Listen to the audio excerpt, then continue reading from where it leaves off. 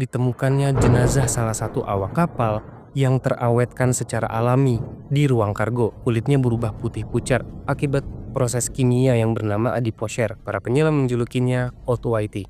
Halo, Assalamualaikum. Ketemu lagi bareng Widi. Masih di kelas pertama guys. Apa kabarnya kalian? Mudah-mudahan sehat ya semuanya. Happy. Amin ya rabbal alamin. Gimana? Ada yang langsung rewatch film-film The Conjuring setelah nonton episode 23? Kalau gue jujur emang suka guys nge-rewatch film-film yang udah pernah gue tonton gitu ya. Banyak banget film yang gue tonton berkali-kali gitu, bahkan sampai hafal dialognya. Menurut gue tuh kayak ada kepuasan tersendiri aja. Kita tahu jalan ceritanya gitu ya. Ini akan kemana setelah ini, plotnya kayak gimana tuh menarik aja buat gue. Oke, episode berapa ini? 24, sorry gue sampai lupa.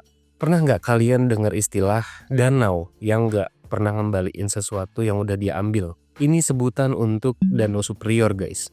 Sebuah danau air tawar terbesar di Amerika Utara. Dan danau ini masuk ke jajaran Great Lakes, sebutan untuk 5 danau raksasa yang berada di perbatasan Amerika Utara dan Kanada. Di antaranya ada ini ya, salah satunya Danau Superior, ini yang terbesar dan paling dalam.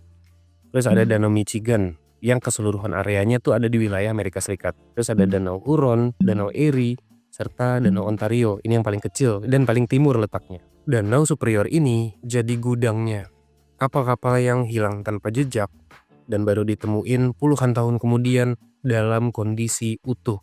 Tahun 1927 ada nih satu kapal yang masuk daftar panjang korban Danau Superior. Di episode ini, gue akan ajak kalian menyelam ke dasar danau untuk sightseeing ke bangkai kapal SS Kamloops. Kita masuk kelas pertama. SS Kamloops ini bukan kapal yang besar banget kayak KMP atau kapal muat penumpang gitu guys. Tapi yang gak kecil-kecil banget juga ya. Dengan panjang 250 kaki dan lebar 43 kaki, kapal ini dibangun di Inggris oleh Furness Shipbuilding Company Limited di galangan kapalnya di Haverton Hill tahun 1924. Kapal kargo dengan mesin tunggal ini sebetulnya tuh dibuat untuk Steamships Limited, ini perusahaan Kanada ya, untuk dioperasikan pada perdagangan paket di danau-danau besar atau Great Lakes tadi.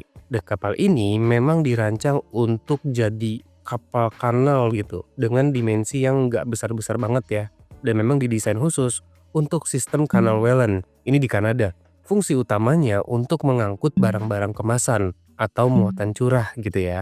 2 musim pertama pelayaran SS Kamloops berjalan normal nih, di 1925-1926 gitu ya, semuanya lancar. Sampai tiba di musim ketiga atau di tahun 1927. Ini yang bakal jadi musim terakhir pelayaran Kamloops guys. Saat itu, SS Kamloops dioperasikan oleh Canada Steamship Lines, membawa muatan bermacam-macam ya, mulai dari permen lifesavers sampai dengan pipa baja. Saat itu, SS Kamloops membawa 22 orang awak kapal, dan mayoritas ini laki-laki ya. Tapi ada 2 orang diantaranya itu perempuan, dan salah satunya bernama Alice Bettridge.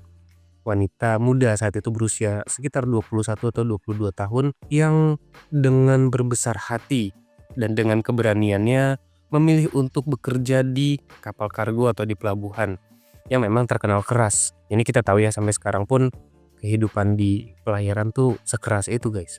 Nama Alice ini nantinya akan jadi bagian atau sejarah paling menyentuh dari tragedi ini. Waktu itu akhir tahun 1927, tepatnya di bulan November. Ini di penghujung musim yang sebentar lagi akan tutup musim pelayaran gitu ya. Tapi SS Kamloops masih mendapatkan satu tugas terakhir sebelum danau dijadwalkan membuku total. Mereka memulai pelayaran dari Courtright, Ontario di tanggal 1 Desember 1927 dan 4 hari kemudian mereka melintasi Sioux Locks.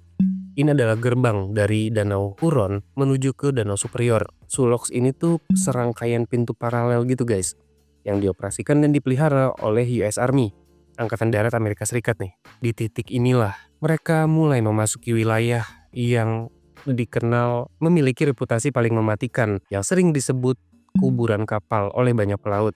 FYI, di bulan Desember, badai salju serta gelombang tinggi di perairan ini itu bisa datang kapan aja guys, tiba-tiba. Dan hal itu yang memang sedang menunggu Kamloops. Saat itu SS Kamloops sedang melaju ke arah barat ketika cuaca mulai buruk.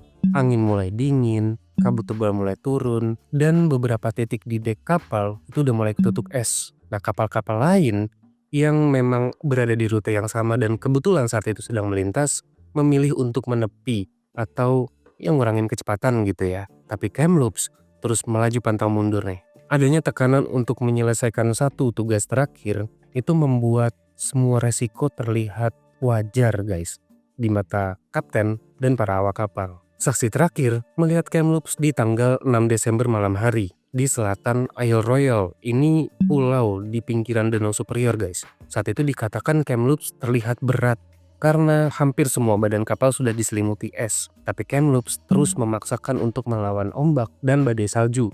Yang dikatakan saat itu udah mulai chaos. Nggak ada yang tahu pasti bagaimana kondisi di dalam kapal. Apakah mesinnya masih nyala atau ya udah mati gitu ya, atau memang sudah mulai trouble nih. Dari berbagai sumber yang berhasil gue baca, Danau Superior di musim dingin tuh bahaya banget guys. Kejam. Airnya yang dingin itu bisa membunuh dalam hitungan menit. Suhu terendahnya diprediksi mencapai 0 derajat Celcius. Bahkan bisa di bawah itu. Dan badai yang berkecamuk di atasnya itu bisa memutus jarak pandang. Bagi Kamloops, kombinasi ini berarti mereka sedang berada di titik paling berbahaya dan paling krusial. Jauh dari bantuan, tanpa komunikasi, dan berada di tengah amukan alam yang gak kenal ampun. Diceritakan, malam itu badai salju menutup hampir di seluruh area. Kencangnya hembusan angin menciptakan gelombang pasang setinggi beberapa meter yang menghantam kapal dari berbagai sisi. Diduga karena hantaman keras itu membuat cerobong asap Kamloops ini patah atau rusak, kemudian mematikan mesin kapal dan membuat kapal akhirnya kehilangan kendali. Tanpa tenaga mesin, kapal udah kayak mainan aja guys di tengah badai.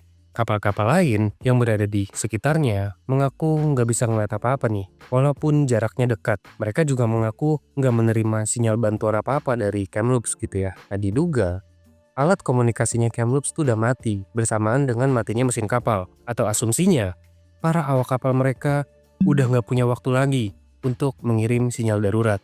Setelah badai mereda beberapa saat kemudian, Kamloops sudah nggak kelihatan lagi nih. Nggak ada patahan, nggak ada serpihan kapal, dan nggak ada laporan dari kapal lain yang bisa menemukan Kamloops. Ya seolah-olah Kamloops kayak udah hilang gitu aja di bawah permukaan beserta dengan 22 orang di dalamnya. Dan hilangnya Kamloops langsung masuk daftar misteri baru Danau Superior. Operasi pencarian pun dimulai nih di tanggal 12 Desember tahun 1927 atau sekitar 1 minggu setelah SS Kamloops menghilang dari land. Upaya pencarian ini dilakukan gabungan oleh petugas patroli setempat dan juga tim SAR. Dimulai dari menyisir wilayah selatan Pulau Isle Royale tadi nih yang berada di pinggiran Danau Superior ya. Namun dikarenakan cuaca buruk membuat misi ini hampir mustahil. Cuaca ekstrim dan badai susulan memaksa operasi ini dihentikan hanya 10 hari kemudian dan SS Kamloops dinyatakan resmi menghilang. Fast forward nih ke 1 tahun setelahnya atau di tahun 1928. Di saat es mulai mencair di musim semi, pencarian dilanjutkan. Tim penyelamat menemukan 9 jenazah di pesisir Pulau Isle Royale di sekitar bulan Mei sampai Juni. 5 diantaranya berhasil diidentifikasi, tapi sisanya enggak. 4 korban yang enggak berhasil diidentifikasi tadi dikuburkan di Thunder Bay tanpa batu nisan. Baru setelah di tahun 2011 diberi penanda oleh otoritas setempat. Sementara misteri masih menggantung. Dari 22 orang awak kapal, nggak lebih dari setengahnya nih yang berhasil ditemukan. Dan nggak ada yang tahu pasti di mana letak bangkai SS Kamloops. Teknologi di masa itu masih belum mumpuni untuk menyelam ke titik yang diperkirakan jadi lokasi karamnya SS Kamloops.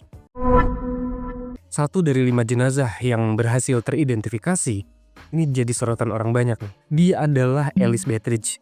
Ini yang tadi sempat gue mention di awal ya. Dia adalah salah satu awak kapal perempuan di SS Kamloops. Keberaniannya untuk meninggalkan daratan dan bekerja di kapal kargo membuat Alice terkenal di circle pelaut. Tapi ceritanya nggak berhenti sampai situ. Di bulan Desember tahun 1928, sekitar 1 tahun ya setelah Kamloops tenggelam, ada seorang pemburu nih guys yang sedang berkeliling mencari hewan buruan. Dia menemukan sebuah botol berisi surat atau kertas gitu ya di pantai dekat Sungai Agawa. Ini jaraknya 150 mil dari titik hilangnya Kamloops. Di surat itu bertuliskan sebuah pesan yang sangat amat menyentuh yang berbunyi, "I am the last one left alive, freezing and starving to death on Isle Royale," ditandatangani oleh Alice. Sebetulnya nggak ada yang bisa mastiin keasliannya 100% ya, tapi banyak yang percaya kalau surat itu ditulis langsung oleh Alice saat dia terjebak di pulau nih. Kalau asumsi itu benar,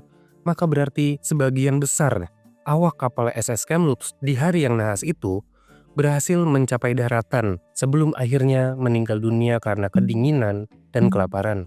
Kasian ya.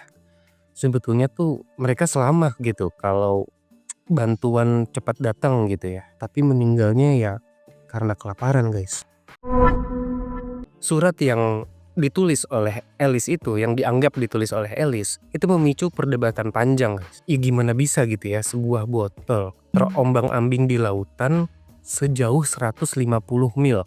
Ya oke, memang arusnya Danau Superior memang kuat ya, memang kencang. Tapi dengan jarak yang sebegitu panjangnya, pastinya butuh waktu berbulan-bulan nih sampai akhirnya dia terdampar dan ditemuin sama si pemburu tadi gitu ya.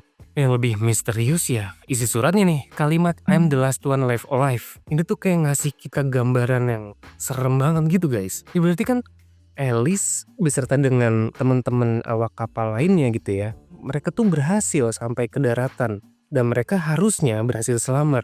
Tapi karena cuaca ekstrim dan kelaparan, pada akhirnya mereka harus meninggal dunia. Dan seremnya, Alice harus menyaksikan satu persatu teman-teman awak kapalnya meninggal dunia. Ya surat ini jadi kayak semacam artefak emosional ya dari tragedi ini.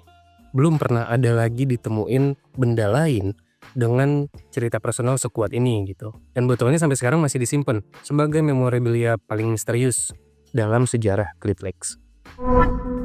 Pasca penemuan jenazah awal tadi, Kamloops balik lagi nih jadi misteri yang nggak pernah terpecahkan gitu ya. Selama hampir 50 tahun loh bangkainya nggak pernah ditemuin. Ya pencariannya selalu terhambat karena kedalaman, terus juga arus yang kuat dan juga cuaca ekstrim membuat penyelaman di Danau Superior tuh berisiko tinggi, guys. Ya udah macam-macam lah ya, dari mulai penyelam amatir sampai yang profesional sekalipun udah banyak yang nyoba untuk cari tahu.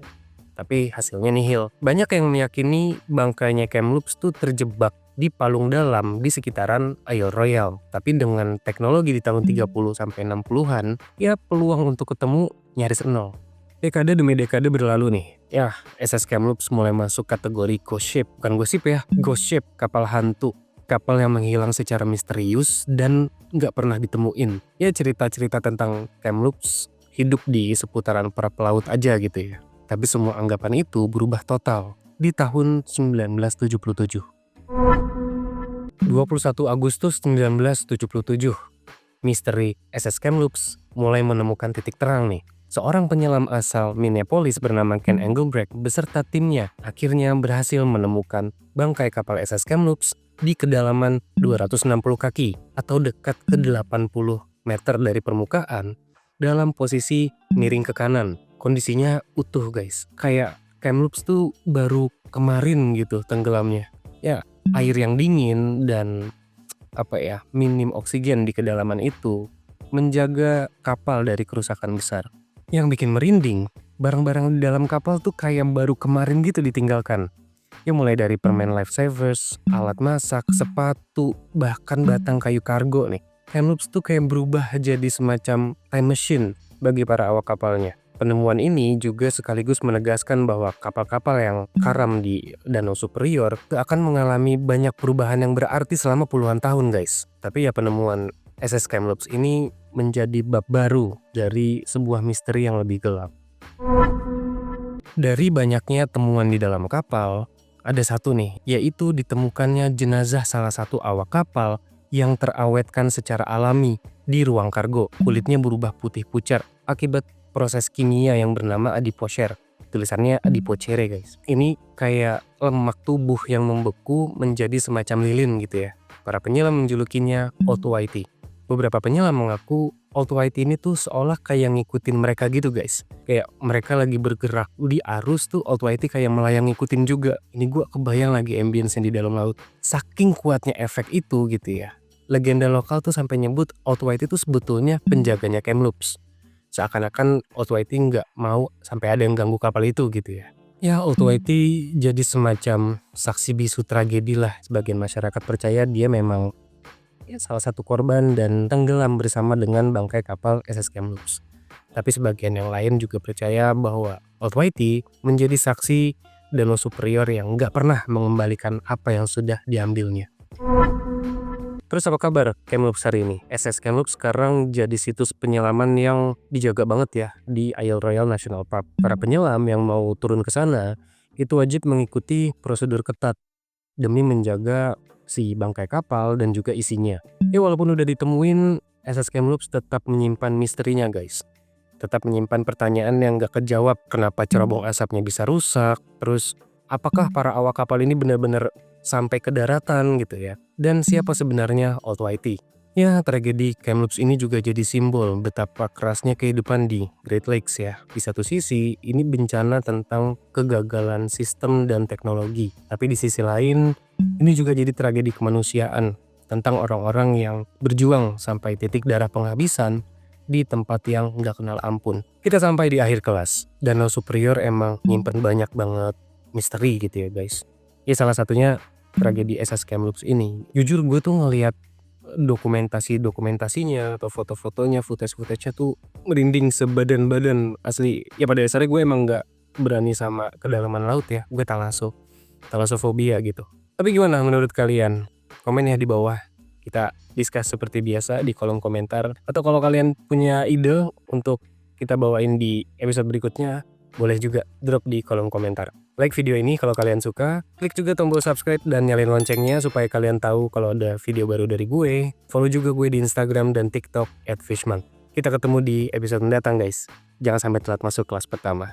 Adios.